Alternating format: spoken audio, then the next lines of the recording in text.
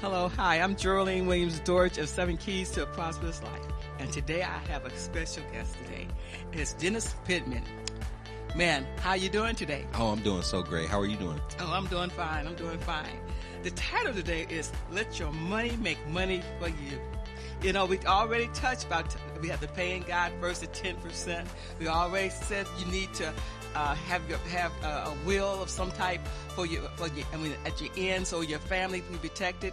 We always talked about what the Bible says about finances, how you're supposed to use your finance toward the kingdom, but also for yourself. Today, we're just talking about you.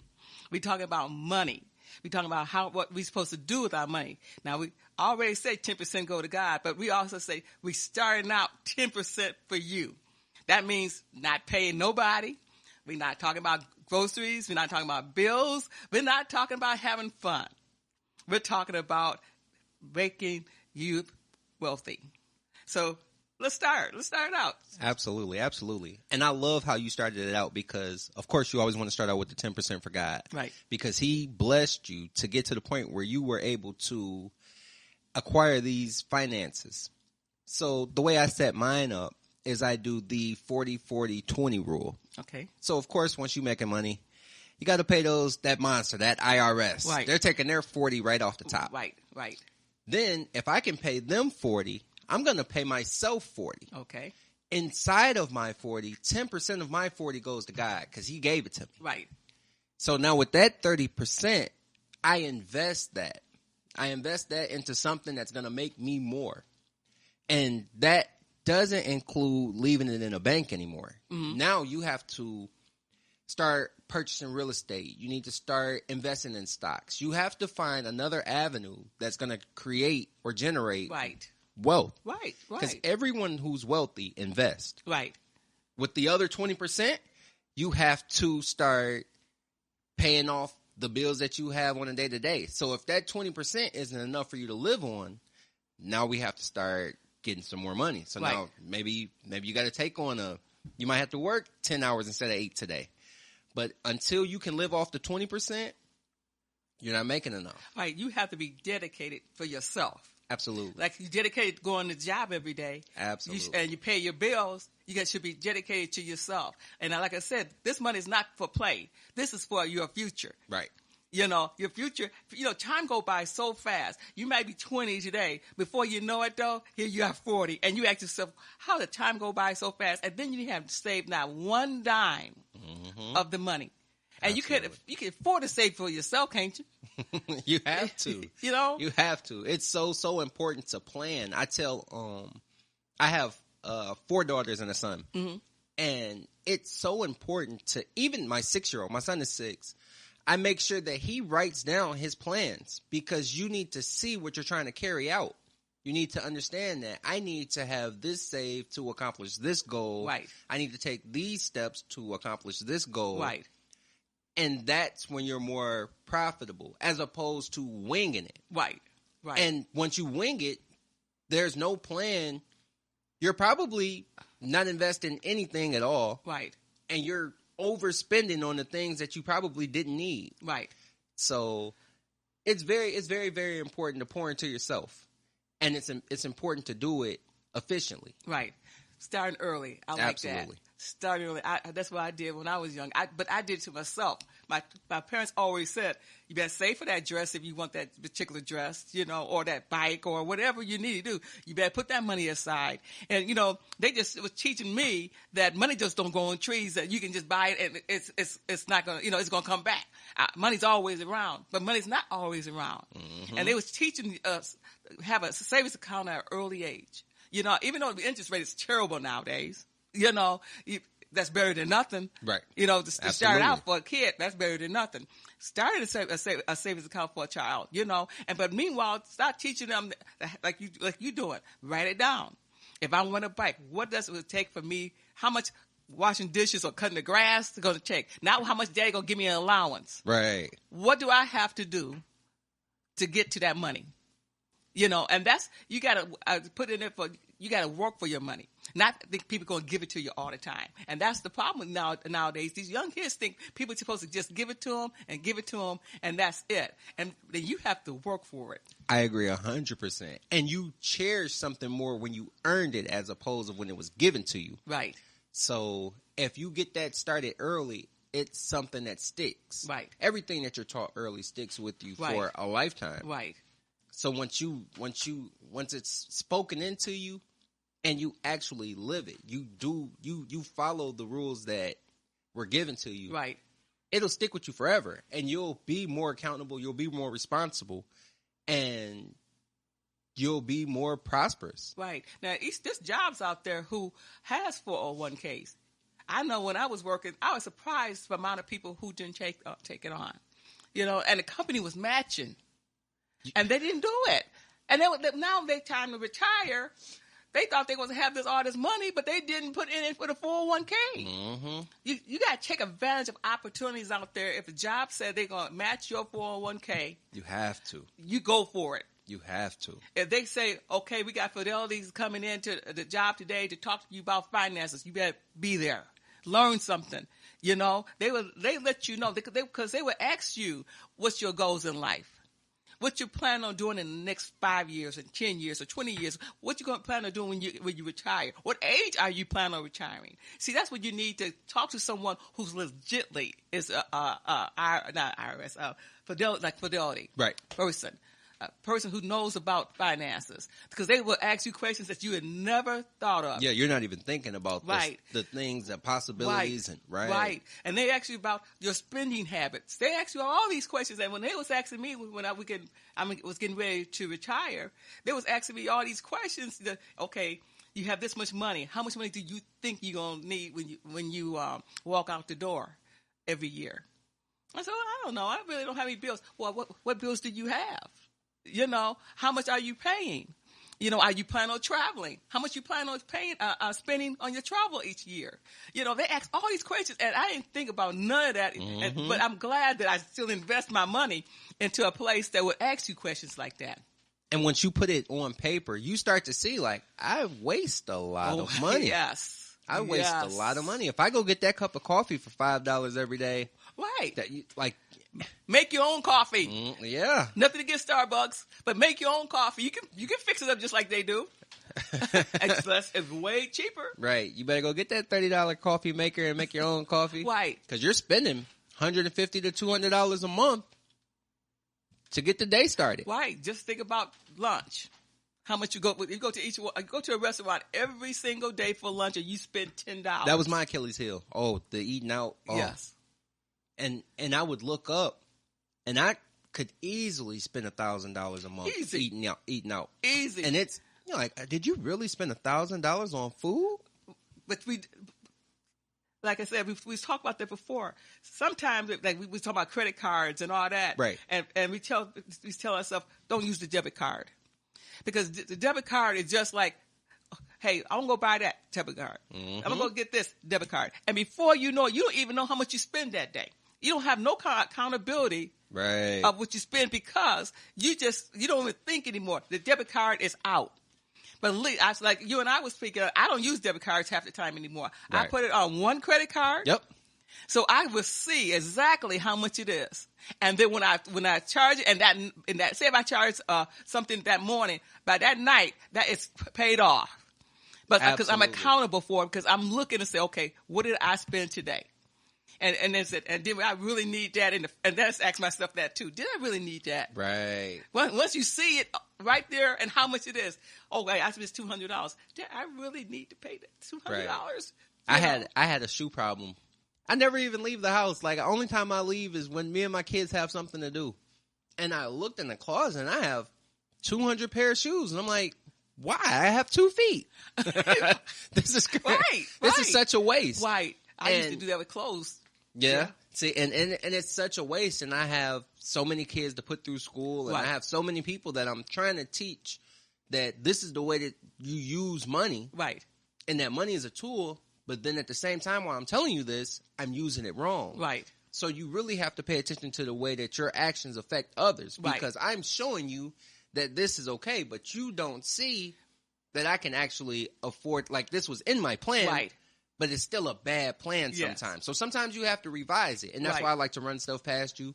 I ran my spending process past you, and then you confirmed it like, oh, I do this same and so, you're my mentor. So I'm like, oh, okay, great. I am doing this right. Yes. We always said that you always need to talk to someone. Have somebody who's is smarter than you. Right. Okay. Absolutely. Don't we listen to your buddy who grew up with you and don't know anything, just like you don't. Right. Okay. Your buddy, he don't know nothing. He goes, man, I wouldn't do that. Hey, he has education. Right. He go to school.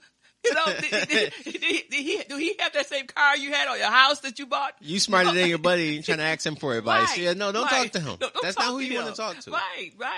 It's just like talking to a salesman who sell cars, but you want to buy a house. What he know about What does he know about a what's house? the steps about a house? What's the ins and outs? He don't know that. So you need to talk to the right people, number one. Absolutely. You need to listen.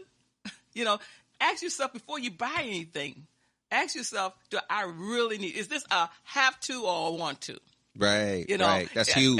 Am I going to buy stuff that I saw it on TV, and then when it comes, I'm gonna put it in that corner and have never used it not one time?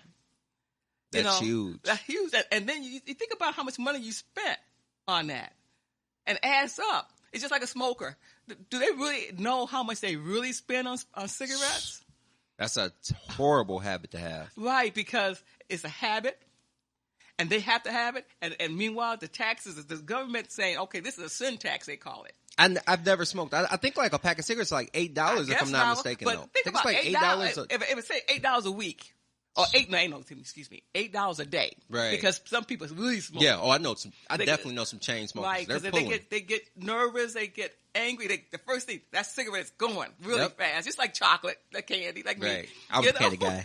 I'm a candy guy. But I have to ask myself now.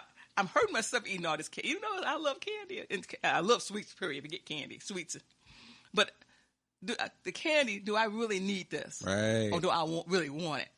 And is it helping my health?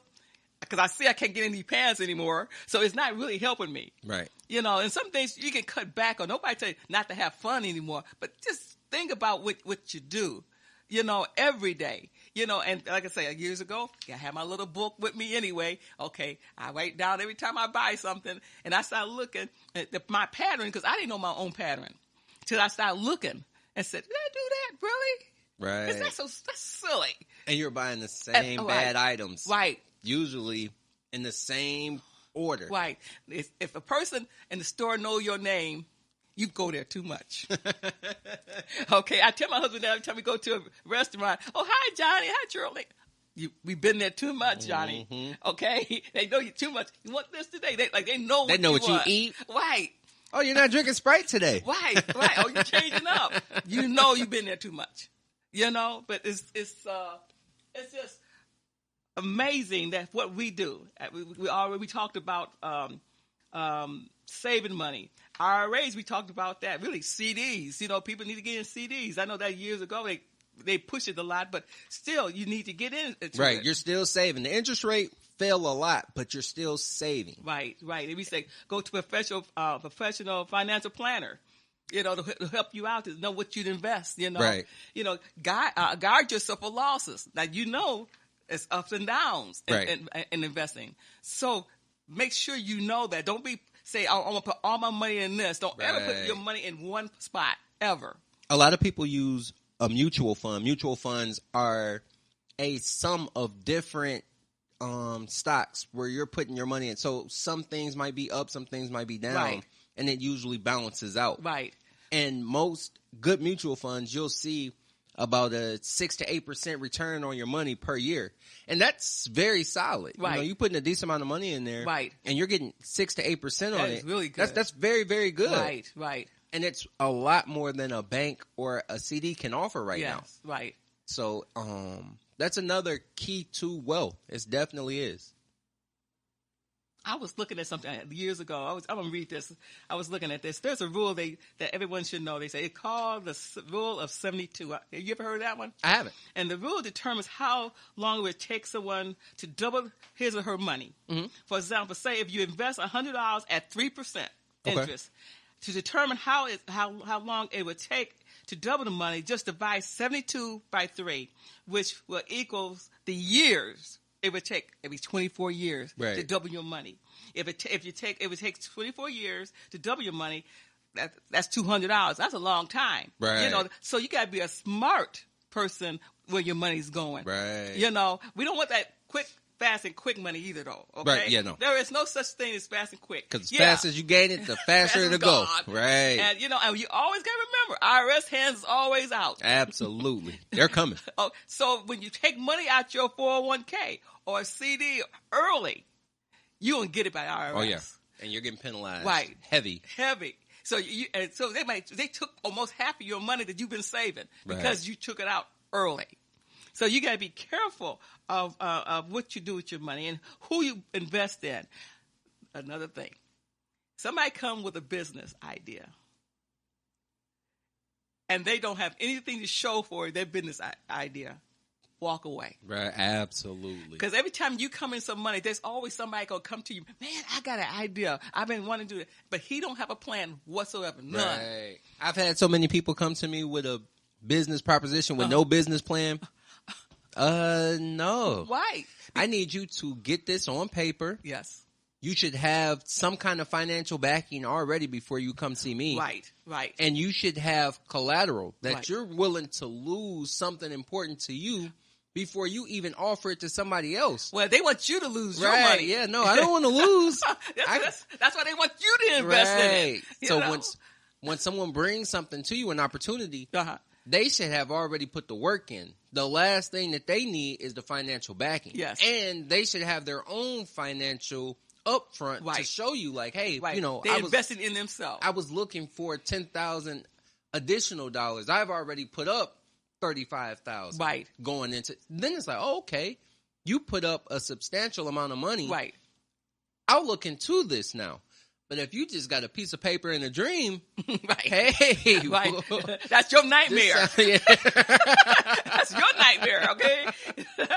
That's what you see at Shark Tank. Is that what the name of that show is? I love that show. I make my kids go to sleep watching that. My kids go to bed watching Shark Tank. Learn from them. Yep. Really, that is a teaching show. I love that show. You know, all these people come with all crazy ideas, and the questions they ask, they never thought about it. But they want them to invest $100,000 or $1 million or something. And like you said, they really didn't have a plan. Right. They didn't all. Right. You know, they didn't have a location. And a lot of those people end up going on that show and they get beat. Like the Sharks win the majority of those financial. Right. If they invest in it, they normally beat them. Right. And in business, I tell people all the time, I don't do business with people that's desperate. Because you're not going to do right. You are in a bad space financially. So you're going to do what's best for you. Right. And then once you're asking for an opportunity, you never want to come across desperate. Because now you'll take less just to have something. Right. Because some is greater than none. Right. But if you really believe in your product or you really have the right idea, patience is a virtue. You never want to rush into anything. Patience is a virtue. Well, I'm looking at the time again. Every time, I always say this, every time we get really involved, time passes by. Hey, time flies when you're having fun, they say. That's right. So Mr. Dennis Pittman, I remember that name. He's an up-and-coming. I appreciate you. Thank you so much for having me. Yes. So, like I said, we see you guys again next Friday at 6 p.m. Talk to you later. Bye. Before we close, I would like to say thank you to my sponsor, St. James United Body of Christ Church. And we love to give your business the opportunity to advertise on this show. Please contact me at 7keys7, that's the number 7, at Comcast.net, so we can be a blessing to one another. You can also hear us on YouTube, Apple Podcasts, Facebook, and Spotify at 6 p.m. every Friday. Remember, you have the keys.